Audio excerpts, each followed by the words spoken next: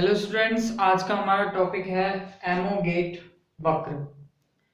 ये जो एमोगेट वक्र है ये हमें बॉयल का जो ताप है, बॉयल का जो नियम है, उससे गैसें किस प्रकार से व्यवहार में विचलन दर्शाती हैं उसे हमें पता चलता है। तो एमोगेट एक साइंटिस्ट था, उसने वक्र दिया जो कि गैसों के जो वास्तविक गैसों का जो बॉयल के नियम से जो विचलन है उसको वो प्रदर्शित करता है। तो वास्तविक गैसों का जो बात करें जो और बॉयल के नियम से विचलन किस प्रकार से होता है, तो ये देखिए, जैसे कि हम बात करें जो बॉयल का नियम है कि जो PV equal to K means जो किसी स्थिर ताप पर जो किसी गैस का दाब या किसी गैस का आयतन उसमें उस पे लगने वाले दाब के व्युत्क्रमानुपाती होता है।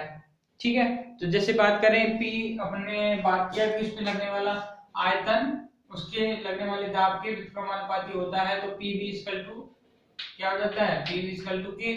तो बॉयल के नियम के अनुसार PV equal to K, PV की वैल्यू एक स्थिरांक होती है। जब PV की वैल्यू एक स्थिरांक होती है तो बात करें जैसे PV और P, तो PV की वैल्यू जब हम P के प्रोपोर्शनल जब रख के ग्राफ खींचे तो PV की वैल्यू एक स्थिरांक में सीधी रेखा में हमें प्राप्त होनी चाहिए एक आदर्श गैस के लिए। लेकिन वास्तव में देखें तो एमोगेट ने कुछ गैसों का अध्ययन किया, कुछ वास्तविक गैसों का अध्ययन किया और अध्ययन करके बताया कि कोई भी गैस इस प्रकार का वक्र नहीं बनाती। मीन्स जो कोई भी गैस है, जो वास्तविक गैस है ना, ज्यादातर इस प्रकार का तो वक्र कोई बनाती ही नहीं है। ठीक है, जब कोई भी गैस इस प्रकार का वक्र नहीं बनाती है तो अर्थात सभी गैसों के आदर्श व्यवहार से विचलन दर्शाती हैं। मीन्स कोई भी गैस आदर्श गैस नहीं है, सभी गैसें ही गैसों के आदर्श व्यवहार से विचलन दर्शाएंगी। ओके, अब बात करें अर्थात P का मान बढ़ने पर PV का मान स्थिर नहीं रहता। मीन्स बात करें जब P का मान बढ़ेगा तो PV की वैल्यू है वो स्थिर रहेगी ही नहीं, कोई चांस ही नहीं कि जो PV की वैल्यू है वो स्थिर रह जाए। तो P का मान जैसे जैसे अगर दाब की वैल्यू बढ़ती है तो इसकी वैल्यू स्थिर नहीं रहती। ठीक है, तो अर्थात P का मान बढ़ने पर PV का मान स्थिर नहीं रहता है। और इसी को दर्शाने के लिए उन्होंने एक टेबल बनाई, उस टेबल को हम देखेंगे और उस टेबल के अकॉर्डिंग ही उन्होंने वो एमोगेट वक्र बनाया। तो सबसे पहले हम वो टेबल देखते हैं कि एमोगेट ने वो टेबल कौन सी बनाई गैसों की, वो देखते हैं।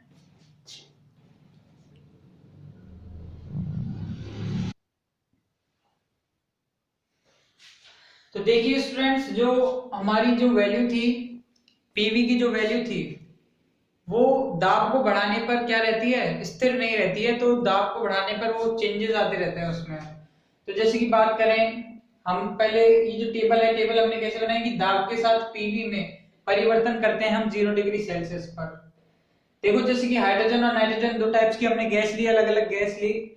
जब दाब था 1 एटमॉस्फेयर प्रेशर ATM, तो देन द बात करें PV की जो वैल्यू थी 1.00 हाइड्रोजन के लिए और नाइट्रोजन के लिए 1.00 हमें सेम मिली। ठीक है, नेक्स्ट हम देखते हैं जब दाब बढ़ाया गया, जब हमने 50 एटमॉस्फेयर प्रेशर कर दिया, तो बात करें जो 1.033 H2 की वैल्यू और जो N2 है उसमें हमको वैल्यू मिली 0.985। ओके, अब जब 100 गया तो 1.064 हाइड्रोजन के लिए और नाइट्रोजन के लिए वही सेम 0.985। ओके, और बात करें जैसे 200 जब प्रेशर किया गया तो 1.134 और 1.037 और 400 किया गया तो 1.277 और 1.256। तो इस तरीके से जो वैल्यूज है ऊपर नीचे हमको एक दूसरे के मतलब लगभग समान तो मिली, लेकिन एक दूसरे से ऊपर नीचे मिली। ठीक है, तो मतलब जो गैस थी जो उनका आदर्श व्यवहार से क्या मिला, उनमें विचलन मिला हमें। और इस विचलन को दर्शाते हुए एक ग्राफ बनाया गया जिसे एमोगेट वक्र कहा गया। अब हम बनाते हैं उस ग्राफ को, एमोगेट वक्र को।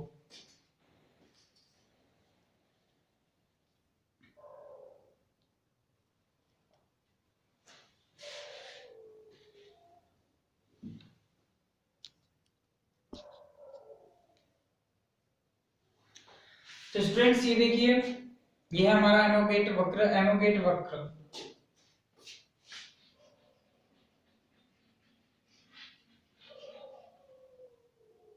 ठीक है,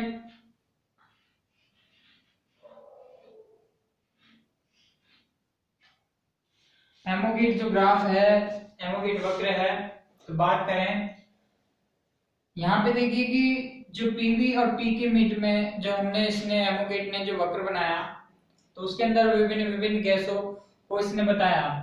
जैसे विभिन्न गैस जैसे हीलियम है और हाइड्रोजन है, तो हीलियम और हाइड्रोजन को बताया कि ये गैसों से कम विचलन दर्शाती हैं, हीलियम हाइड्रोजन।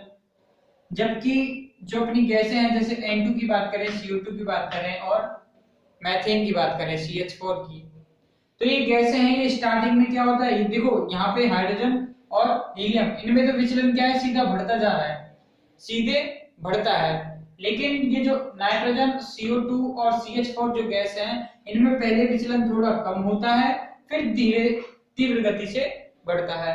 वैसे ही जैसे N2 में हुआ है, फिर वैसे CO2 में देखो कार्बन डाइऑक्साइड में पहले विचलन थोड़ा कम हुआ, फिर एकदम तीव्र गति से बढ़ने लगा, फिर विचलन हुआ, फिर धीरे एकदम से तीव्र गति से बढ़ने लगा। जबकि H2 और N2 जो हीलियम है उसमें तो क्या है, डायरेक्ट ही ये जो विचलन है वो बढ़ रहा है।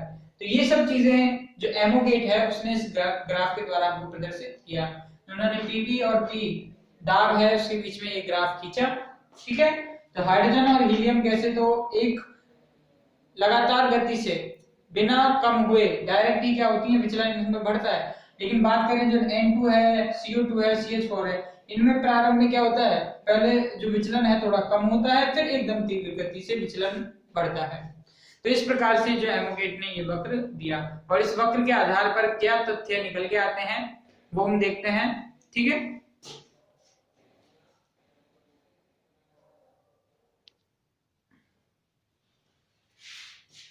तो स्टूडेंट्स अब हम आगे बात करते हैं। देखिए जो एमोगेट वक्र क्या चीज बताता है कि जैसे hydrogen helium neon, hydrogen helium neon जैसी गैसों के लिए जो पीवी का मान है पी के बढ़ने पर लगातार बढ़ता रहता है।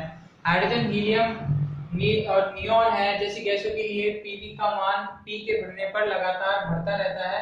जबकि बात करें N2 CO CO2 CH4, N2 CO CO2 CH4 जो गैस हैं जैसे nitrogen, carbon monoxide, carbon dioxide, जो मीथेन जो गैस हैं, आदि गैसों के लिए जो पीवी का मान पी के बढ़ने पर पहले थोड़ा कम होता है। जैसे हमने देखा था वो पहले थोड़ा नीचे होता है, पीवी का मान पहले थोड़ा कम होता है तथा निम्नतम पर पहुंचकर फिर निम्न पहुंचकर फिर क्या होता है, पहुंचकर पुनः पी के साथ पुनः दाब के साथ क्या होता है, वो बढ़ने लगता है। मींस पहले दाब बढ़ाने पर तो पहले तो वो निम्नतम पहुंचता है, कम होता है, और फिर एकदम जब हम दाब बढ़ाते हैं वो दोबारा से पुनः क्या करता है, दाब बढ़ाने के साथ बढ़ने लगता है। तो इस प्रकार से जो H2 हीलियम नियॉन ये जो गैसें हैं इनमें थोड़ा सा डिफरेंस होता है, किससे, N2 CO CO2 और CH4 गैसेस से, ठीक है। तो बात करें इसी के आधार पर जो इस प्रकार से कुछ गैसों का तो डायरेक्टली ही बढ़ना और कुछ गैसों का कम हो